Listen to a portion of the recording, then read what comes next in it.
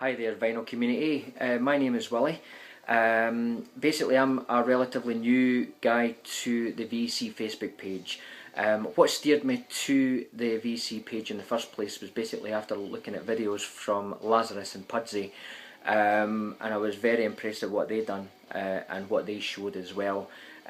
So I thought, after showing you a couple of my photographs of the Rush stuff that I've got, I thought I would actually post a video as well. In fact, I'm going to post two videos. The first of which, this one, is just going to focus on the albums that I've got, and then the second one will concentrate on all the singles as well. So first of all, just let me say a little bit about myself. I'm 37 years old and I live in Fife in Scotland. Been a Rush fan since 1988, and basically I've never looked back since. I started collecting Rush vinyl albums and CDs actually since about 1990-91. Over the course of the last 22 years, I've managed to collect quite a lot of stuff, and I'm very proud of it. So let me share it with you. Okay. So first of all, let me just start by, we'll start from the very beginning actually. This is Rush's very first album. It's just entitled Rush. Okay.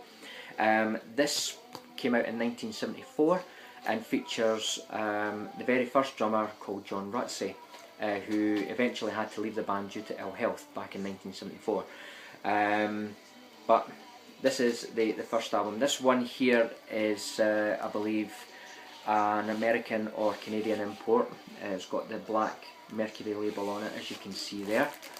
Okay, I've also got one other copy of this album, which is here, although this one here is a reissue, okay, which came out in the UK a few years later. I think it could have come out possibly in the 80s, not entirely sure. However, on to the next album. This is the first album in 1975, which also is the first album featuring Neil Peart on drums. This is Fly By Night, and I've got two copies of this as well. Basically, they're both the same. I bought this one, in a record store quite a few years ago, and then I was given this one as a gift. So, me being me, I can't let anything go. So basically, I've kept it. That's the second album there. On to the third album, which is called Caress of Steel. This one also came out in 1975. This was a bit of a hit and miss for Rush, this album, for the simple reason, the fans and critics didn't feel it was as good as the first two albums. Rush themselves were quite proud of it, but it just didn't show with the fans, and unfortunately it also led to poorer ticket sales, which meant that Rush had to then play in smaller venues. It was also they also decided to call that tour the Down the Tubes tour. So that was at a point when Rush didn't know whether to make another record or just call it quits. And then they also had a fork in the road where the record company Mercury wanted them to make a commercial sounding album, which is something that Rush didn't want to do. They wanted to do their own thing. So they had a dilemma whether or not to make the commercial record that the record company wanted them to make, or make something which they wanted to make. But they did actually choose the right path, because they then decided to record the next album. They recorded something that they wanted to make, which was an absolute commercial success. So basically, before I get rid of this one, just to let you know, I've got two copies of this as well. Exactly the same.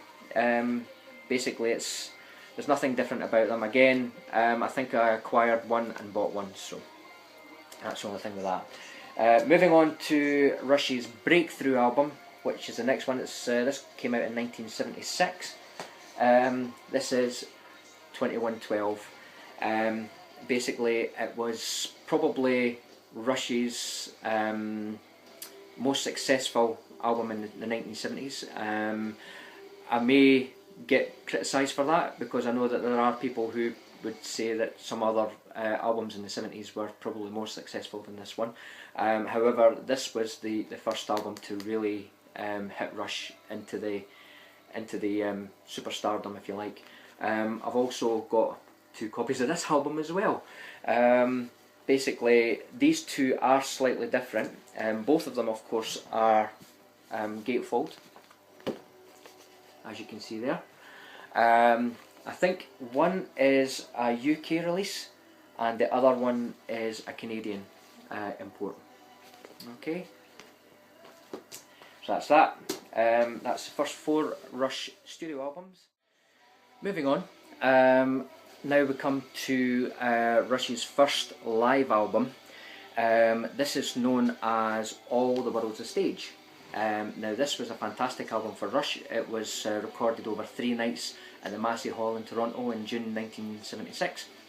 Now I've actually got 4 copies of this. Okay, this particular one is the only one that I've got which is actually a double gatefold. So as you can see there, it is just the double gatefold. I'm sure this is the UK version as well. Yeah, because it's got the blue label on it. Absolutely nothing else out of the ordinary with this album. Basically it's just a double live album, fantastic live album. However though, I do have 3 copies of the triple gatefold, which is this one,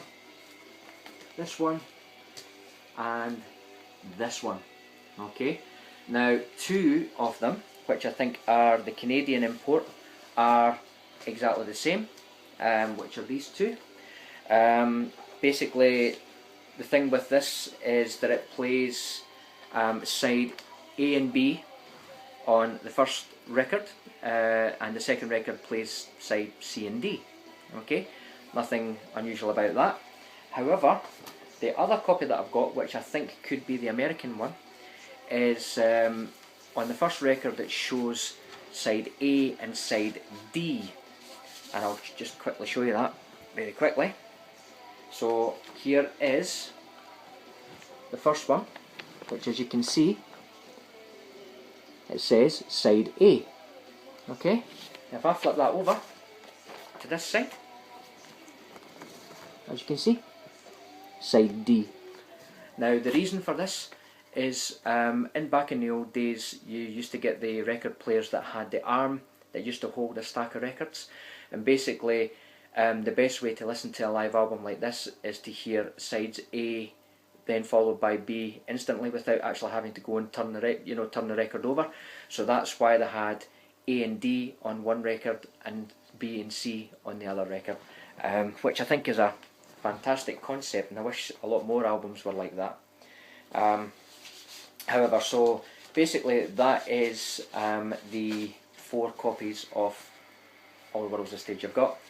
Okay, moving on, we come to the next Rush studio album, come out in 1977, called A Farewell to Kings, which is this one here, which I've got 2 copies of, surprisingly enough.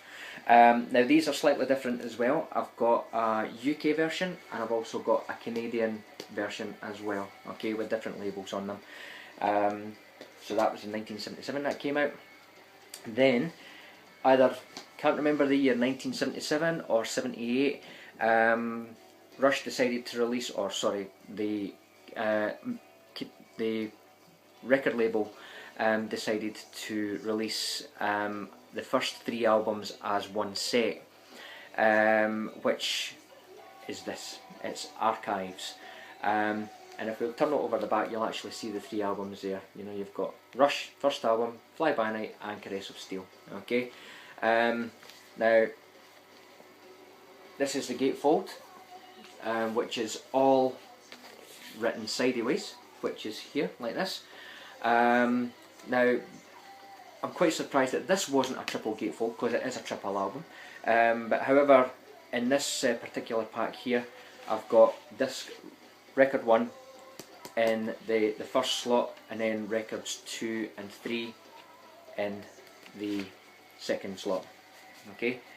The next thing I'm going to show you is fairly rare. I think it was actually purely a Canadian record, and there was only a limited number of them actually released. It's the same album again, it's Archives, the first 3 albums in one. The only difference with this one is that it's got a black cover. Voila. Okay, and there it is next to the grey one as well, so there you can see the difference. Okay, now this is extremely rare, as I said. I managed to get this on eBay for an absolute steal. I think I paid about £10 for it.